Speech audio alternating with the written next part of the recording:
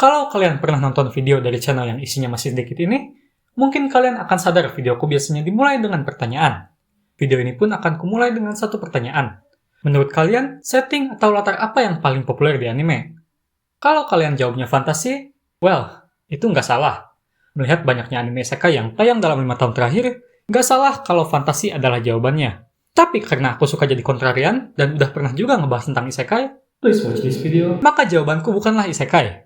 Menurutku, latar cerita yang paling populer di anime adalah school atau sekolahan. Dari tahun 2000-an sampai sekarang, school masih jadi setting paling populer di anime dan manga. Ini bisa dilihat dari banyaknya anime populer yang ngambil setting di sekolah.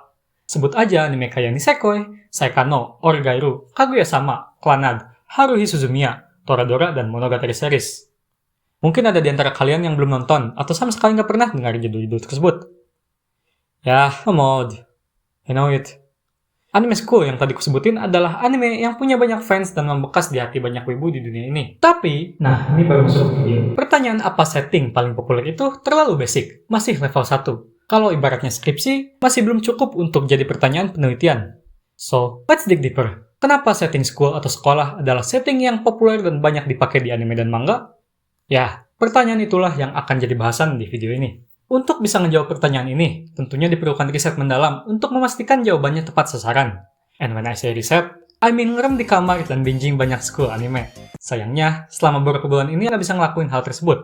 Tapi kabar baiknya, nonton anime adalah satu-satunya hal yang konsisten kulakuin selama 10 tahun terakhir. Jadi, tentunya udah banyak juga school anime yang udah kutonton. Dan dengan seluruh pengalaman tersebut, udah kurangkum sebanyak 3 plus 1 alasan kenapa setting school banyak dipakai di anime. Bagi kalian yang bertanya kenapa alasannya nggak jadi 4 aja? Well, selain karena aku suka Evangelion, juga karena alasan terakhir penjelasannya nggak terlalu panjang. Jadi, anggap aja sebagai alasan bonus. Alasan pertama, school adalah setting yang paling sering dipakai adalah karena selling targetnya adalah anak sekolah. Kalau kalian punya karya, mau itu film, musik, novel, atau video YouTube yang nggak ada penontonnya. Cara terbaik untuk bisa bikin karya tersebut laku adalah dengan ngejawab perasaan relate-nya. Ketika seseorang lagi sedih, dia akan dengerin lagu sedih. Ketika seseorang sedang jatuh cinta, dia juga pasti akan dengerin lagu tentang percintaan. Orang-orang akan selalu mencari media yang relate dan sejalan dengan apa yang dia rasakan pada saat itu. Ambil contoh aja, ini adalah top 5 songs yang paling sering ku dengerin di Spotify di tahun 2025. Tentunya, alasan aku dengerin lagu-lagu ini adalah karena aku ngerasa relate dengan musik-musik ini. Sekarang kalian tahu alasan kenapa aku jarang upload. Karena target viewernya adalah anak sekolah, maka ceritanya pun akan ngambil setting yang berhubungan dengan sekolahan. Berbagai event yang ada, kayak ujian, musim libur, festival seni, dan festival olahraga selalu ada di anime school. Karena itu adalah hal-hal yang dilakuin oleh anak sekolahan. Atau mungkin cerita anime tersebut gak fokus ke kehidupan sekolah, tapi lebih ke kehidupan ekstrakurikuler kayak Haikyuu atau Blue Box.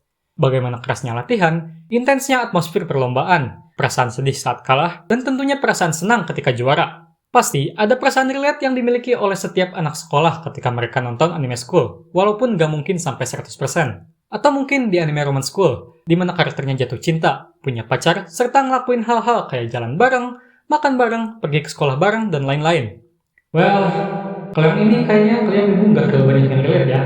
But you guys get the idea. Perasaan relatable ini dimanfaatin dengan harapan target viewernya yaitu anak sekolahan mau nonton anime school tersebut. Masuk ke alasan berikutnya. Selain perasaan relate, perasaan lain yang dijual oleh anime school adalah nostalgia. Tentunya selain anak sekolah, orang dewasa juga jadi target demografi penonton anime school. Tapi orang dewasa nggak akan bisa relate sama apa yang dirasain sama anak sekolah. Dibandingin sama ujian, lomba, atau festival seni, kayaknya orang dewasa lebih relate sama perasaan senang ketika gajian, perasaan sedih ketika harus bayar pay letter, atau perasaan muak ketika harus bolak-balik samsat dan nunggu lama untuk bisa balik nama BPKB ketika mereka beli kendaraan bekas. Tentunya, perasaan relatable yang ada di anime school gak akan bisa mereka rasakan. Di saat seperti ini, perasaan nostalgia lah yang digunain. Perasaan nostalgia ini lebih sulit diciptain kalau dibandingin sama nyiptain perasaan relatable. Ini karena perasaan nostalgia benar-benar tergantung sama waktu. Ketika seseorang nostalgia sama suatu karya, biasanya dia bukan nostalgia sama karya itu sendiri, tapi lebih ke perasaan rindu terhadap keadaannya ketika dia merasakan karya itu untuk pertama kali. Mungkin karena di masa-masa tersebut, dia lebih senang dan situasinya lebih sederhana dibandingin sama hari ini.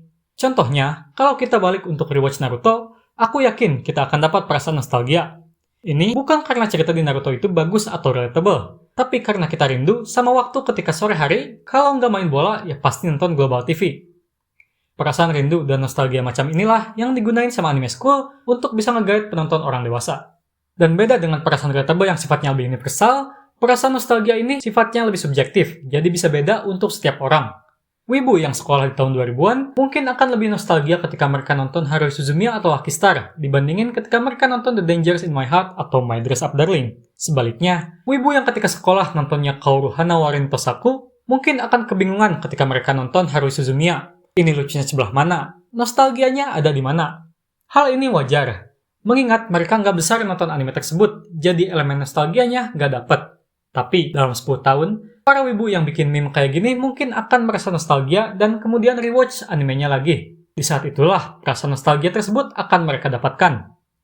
Well, itu pun kalau dalam 10 tahun dunia ini nggak hancur karena perang, perubahan iklim, atau AI. Alasan ketiga dan yang paling utama menurutku kenapa banyak anime yang ngambil latar belakang di kehidupan sekolah adalah karena kebutuhan cerita. Karena ngambil settingnya sekolah, tentu karakternya juga nggak akan jauh-jauh dari anak sekolah. Sebenarnya bisa aja sih ngambil karakter OB sekolah, tapi nanti ceritanya malah kemana-mana. Dan tentunya, pemilihan karakter anak sekolah ini bukan tanpa sebab. Anak sekolah di anime biasanya punya rentang umur dari 12 hingga 18. Dengan kata lain, mereka adalah remaja. Remaja adalah periode di mana emosi kita tidak stabil. Ini dikarenakan perubahan hormon di masa pubertas yang bikin emosi gampang untuk naik atau turun. Di masa remaja ini, orang-orang jadi gampang senang dan sedih dalam waktu yang cukup cepat.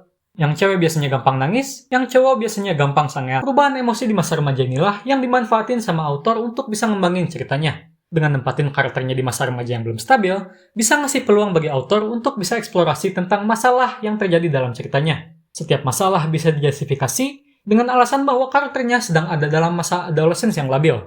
Alasan ini yang dipakai banyak anime school untuk nampilin masalah yang dihadapi oleh karakternya. Sebut aja anime romance school yang kusuka, Kuzun Honkai. Anime ini benar-benar manfaatin puberti sebagai alasan dari masalah yang dihadapi oleh setiap karakter. Perasaan yang dirasain, kebodohan yang dilakuin, hingga konsekuensi dari perbuatan karakternya masuk akal di masa-masa remaja. We're looking for true love. That's the reason we're still living on. Adalah kalimat yang diucapin sama Hanabiya Suraoka dan sangat menggema dalam periode remaja. Kalimat ini mungkin terlalu khusus ke percintaan, tapi sebenarnya bisa kita tarik ke arah yang lebih general lagi. Masa remaja adalah masa discovery, di mana setiap orang mencari apapun yang bisa dijadikan alasan dan tujuan dalam hidup mereka. Mungkin itu adalah percintaan, prestasi, pengakuan, atau kalau kalian anak SMK, well, mungkin survival adalah tujuan utamanya. Hal-hal yang kayak gini bisa dieksplorasi sama autor untuk ngembangin masalah dan cerita yang menarik di animenya. Selain 3 alasan tadi, alasan tambahan school trope sering dipakai adalah karena setting sekolah juga ngasih template yang aman bagi autor. Yang mau ngembangin cerita romance, bisa. Karena memang masa-masa sekolah adalah masa percintaan. Yang mau ngembangin ke arah komedi, aman. Karena kehidupan anak sekolah banyak yang bisa dijadiin bahan komedinya. Atau mungkin ceritanya mau dibawa ke arah action, psikologi, atau horor juga bisa. Kalau nggak percaya, sekali lagi, tanya aja anak SMK biar kalian tahu seberapa realnya genre tersebut dalam kehidupan sekolah mereka.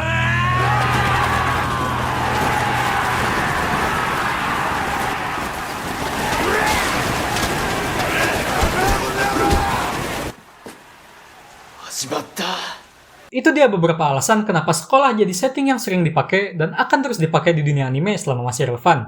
Tentunya harus diingat bahwa ketiga alasan tersebut lagi ada di kondisi yang sangat terancam. Ini karena banyak sekolah di Jepang yang tutup, orang dewasanya mati karena overwork, dan gak ada yang gantiin mereka karena orang Jepang lebih milih punya anjing daripada punya anak. So ya, mari kita nikmati genre ini selama masih ada yang bikin. Segitu aja dariku untuk video ini. Makasih bagi kalian yang udah mau nonton. Jangan lupa like kalau kalian suka, komen aku harus bahas apa selanjutnya, dan tentunya subscribe kalau ingin ada notifikasi dari YouTuber kecil di bulan April 2026. Aku Takaki dan seperti biasa, sampai jumpa di video berikutnya.